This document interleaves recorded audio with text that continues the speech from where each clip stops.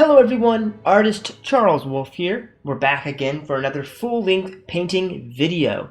This video is on my painting Blue Skyline, and it's sort of an impressionistic, modern take with a limited palette on what for me is a cityscape. I'm not trying to worry about having too much detail in this painting. That's not what this painting is about. It's more about capturing the essence of what a cityscape feels like, especially as the sun is rising, glimmering off the windows, and the sort of vivacious excitement that's in the air when a new day is starting, the bustle of the city as things get going, and I'm trying to capture all that with color. I'm using a very limited palette, like I said, and here are the colors that I'm going to be using. I'm using cobalt blue. I'm also using some titanium white, Mars black, and then I will later add in the alizarin crimson. Those are the four colors I'm going to use for this painting and nothing more than that. Just the four. I find that when I limit myself in terms of color palette, I get more creative, I think. And it's good sometimes to just step back and put some limitations on yourself when you're kind of running out of ideas or you've been kind of doing the same thing over and over again. It's helpful to get a little bit out of a rut that way by saying, okay, I'm only going to use this color palette, I'm only going to use these colors, or I'm only going to make vertical strokes. I don't know. Something like that, where I put a limitation on myself, impose it on myself so that I can generate maybe something new and fresh out of a more of a constricted format, if you will.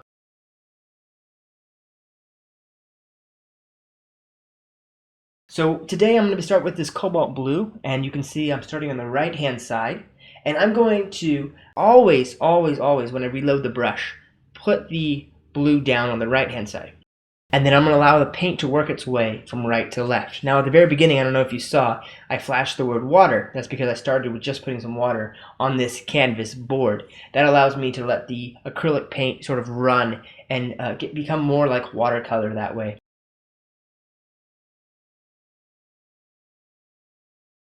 Again, I want this kind of rising sun halo-like effect on the left-hand side, and that's going to get more and more vivid and clear as we go along, and you'll see exactly what I'm doing. I'm trying to vary my brushstroke quite a bit, and I'm using a number 10 bright, I should mention here, to do this. And I'm going to be using the bright a lot in this painting because I'm doing buildings, and so I need some very sharp edges. And a bright brush like this is perfect for that. So if you don't have one and you want to do buildings, I highly recommend thinking about getting a bright paintbrush because it has that really nice sharp edge at the end, and it'll be really nice to paint some just perfect little squares for your cityscape.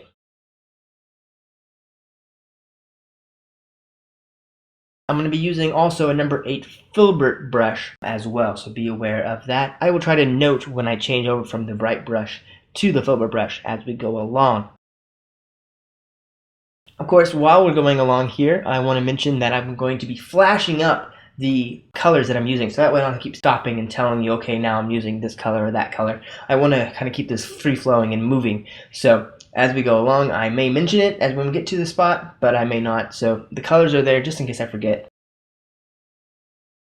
Speaking of colors, there we go. We're switching to away from the blue. I'm happy with the gradation of the blue now for the background, and I'm going to start laying in this skyline. I'm very careful in my paintings most of the time. Now I can't say always because that's hard for me to say, but a lot of the time I am thinking about the 2/3 rule, and if you're not familiar with that, that just means that when you're figuring out where to put a horizon line, it looks a little bit more dynamic. It's either you put the horizon line 2/3 of the way up the canvas or 2/3 of the way down, and that way you get more sky or more land. It just helps make things look a little bit more proportional, and it's just a good starting point for painting.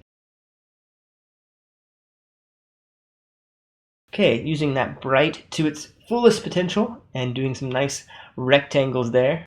Just starting to put in these buildings.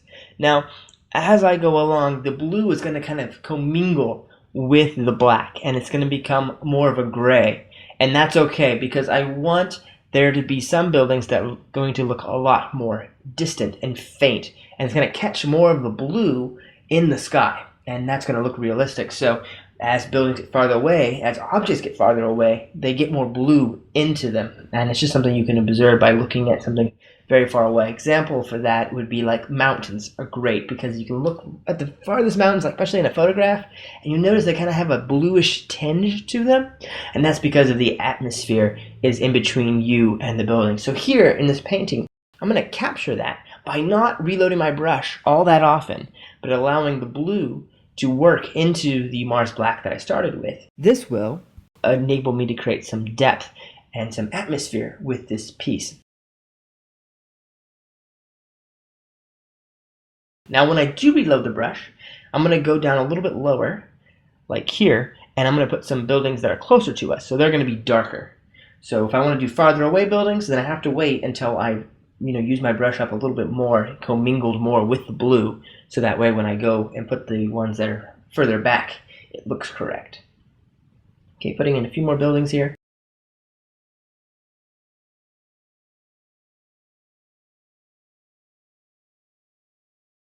With this painting, I could do a number of things. I thought about maybe doing a single point vanishing point painting, or maybe a double vanishing point painting with this, but I wanted it to be a little bit more distant, and so for this I'm going to have it be a little bit flatter, more of a two-dimensional type cityscape.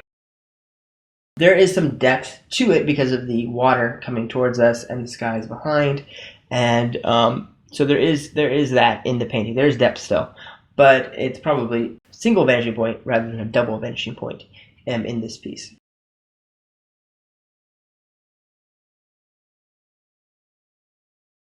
I'm filling in the shore here with some horizontal strokes.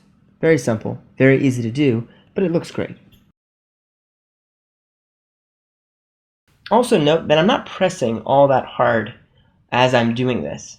I am just gently tapping and caressing the canvas. I'm not trying to, really press all that hard onto it. The paint is going to come off the brush nicely.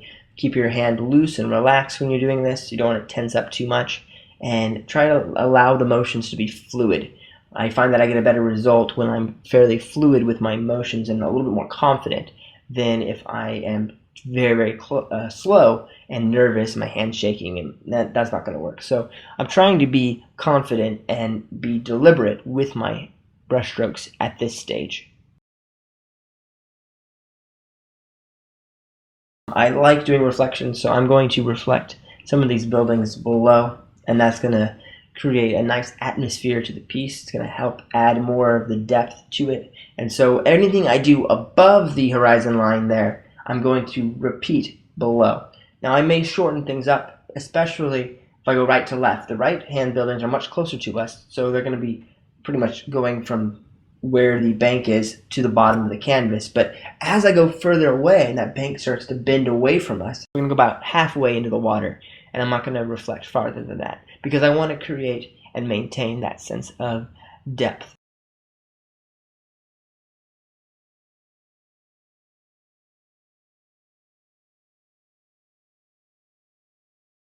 Now these could be like docks, this could be New York City, I don't know, these large, huge skyscrapers here. I don't know, I'm making it up as I go along. I don't have any particular city in mind, and I'm not looking at any reference material while I'm doing this. I'm just painting from my mind, and I've looked, in preparation for this painting, I looked at a number of photographs of large cities that were set right on a lake or on the ocean or what have you. And so I had kind of an idea of what they looked like from this distance. So I did do that much. But when I'm painting, I try not to look at photographs while I'm doing it, unless I'm particularly trying, unless I choose to do that. But for this painting, I said, nah, I don't want to do that. I want to just be free and see what I can do with a very limited palette. For me, as an artist, painting should be fun. Painting should always be fun and interesting. When I'm doing these videos, I hope that you can try painting along with me and can try using some of these techniques that I'm showing you week after week as I do these videos for you, that you have a good time and you should enjoy yourself. If you make a mistake, it's not a big deal. You always can go back and you can always fix it. You always can. Take some more paint, go over it. There's actually a painting video that will be coming out probably this next week that I've already done, and I actually start the painting on another painting that I began just the other day, and it just kind of fell flat. It didn't work. I began this sort of orange yellow sunset painting with, I was going to do another cityscape, something similar to this. I began working on it. I got about 10 minutes, 15 minutes into the painting, and it just, started turning green on me. The blue hit my yellow, and it went like a vivid green, and I was like, oh boy, we're in for it now. Tried to correct it. It got too dark. It just wasn't working. And so I said, okay, well, made a mistake. I didn't think about the blue and the yellow, and they clashed, and they hit, and they turned to green. And that happens. I should have thought about that before I got there. And so I paid for my mistake, and I kind of took my brush, smoothed everything out so there wasn't any ridges, and I said, let this dry, and I'll come back tomorrow, and I'll paint another painting. And you know what happened? I came back the next day, and I got a fantastic landscape painting out of it. I went right over top of it. It adds some richness to the underpainting, and it'll add a little bit of life to, because there's more layers to the actual paint, and it'll be more vivid and deep and interesting. And you know, it worked out so well. So don't freak out if you ever make a mistake while you're painting. It's not a big deal. Just take a knife, scrape some off. If you can't do that, paint over it. If you really have to, you can let it dry and then start again when it's dry. You can even take like a hair dryer and do that and dry it right then. It's not a big deal.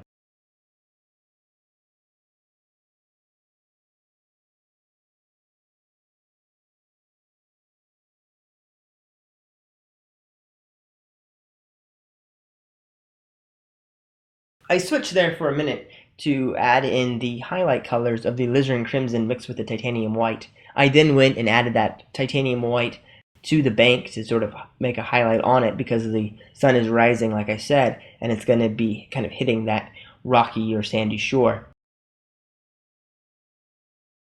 While I was doing those highlights, I was using that filbert brush that has that rounded edge like you saw. But I've gone back to my bright brush here because I am starting to put in, very faintly, in the water, some of these reflections. Now I'm being fairly careful with it and sort of just marking the edges of where these buildings are as I'm going along. And I'm allowing the buildings to get longer, like I said, on the right-hand side because those buildings are closer to us and they're going to take up more of the canvas, and it's going to be a darker mass of reflections on the right-hand side versus the left-hand side is not going to be quite as tall.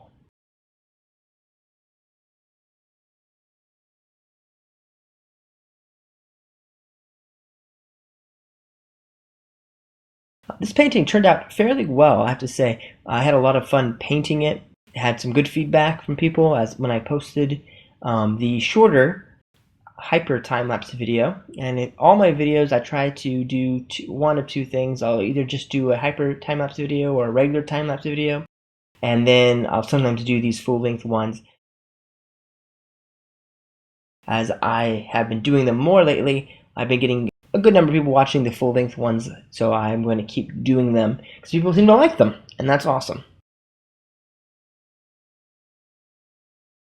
A lot of this is just patience and trying to match my lights and darks. I started with the blue because it needed to sort of fade away in the background, and then I layered some black on my brush for these reflections.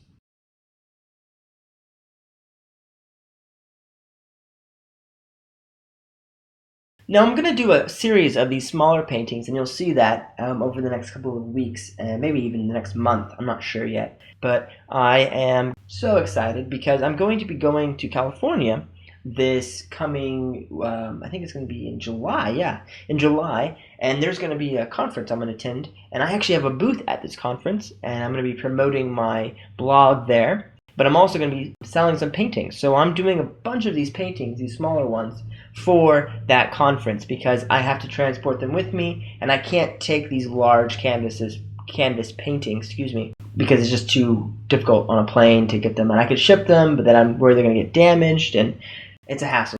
These canvas boards are very sturdy. I can stack, 10 of them and put them in my luggage, and I'll have some paintings to sell. So I'm going to do just a whole mess of these, and then the best ones I will take with me to sell. Another great thing about doing this conference, I'm going to be able to do some live painting demonstrations, and people can watch me paint and ask questions, so I'm super excited about all of that, as you can quite imagine.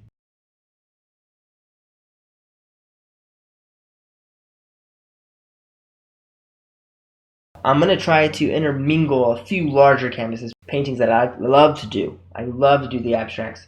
They really require a larger canvas. It's kind of difficult to do a good looking abstract on such a small canvas. You really need the larger canvas so it has more of a statement, I feel, and more of a presence and a weight to it. I tried the other day to do an abstract kind of a concept on one of these small canvases, and it just, even though it was okay, it just didn't look that great. So I will try to do a few of those. I'm currently out of large canvases, so I need to go back to my local supplier of canvases and purchase some more.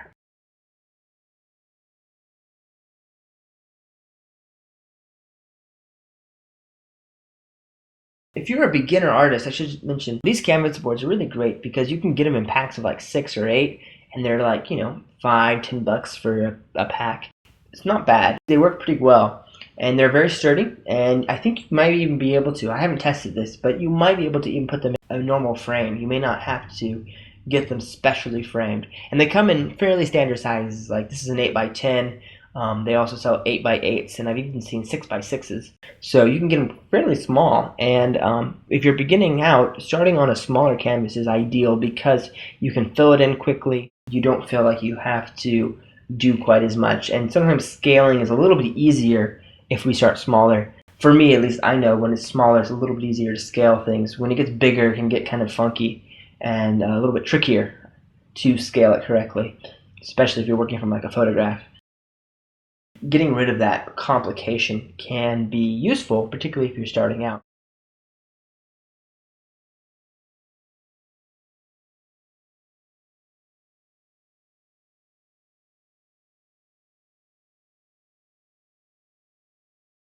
Now, I sometimes work from photographs, but not often. I will more likely work from my own head and what I'm feeling at the moment.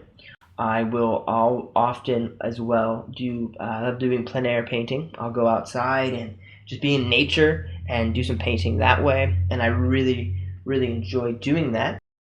I've heard a few other artists who have mentioned that when they do that, they get stopped and asked a lot of questions, and that is irksome, and I understand that. I can sympathize with that. But for me, I try to find very secluded places away from people so that when I do paint, for the most part, I'm left undisturbed, and that works well for me. I'm taking my palette knife here, and I'm just trying to cut back a little bit on that white. I went a little bit too heavy with it. I'm going to go back in with some dark, and I'm going to sort of thin that line out. I want more white there, but I needed not quite so much of it. So the black is going to help define that line better. There, that's much better. That's the exact amount I need. Just a little bit more color. A little bit more light, but not too much.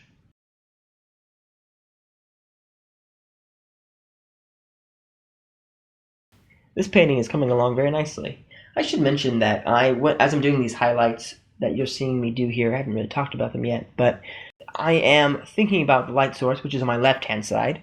That means that any building that's sort of, in my mind, facing towards the left, any edge of a building even that's facing to the left, I'm going to make sure that it's highlighted. I'm actually going to take some pure alizarin crimson here and really make some sparkly pop of color right here on these edges of these larger buildings, just to give it some more definition and interest. I felt like I needed to have something that sort of caught your eye, and I thought, well, you know what, let's just do pure alizarin, and I think it looks really nice. It's very painterly, I think, and artistic to do with the pop of the red like that. So, but anyways, with that pink color that I created earlier with the alizarin crimson and the titanium white, I'm always putting it anything facing left. I'm going to try to put that on the left hand side so it looks correct.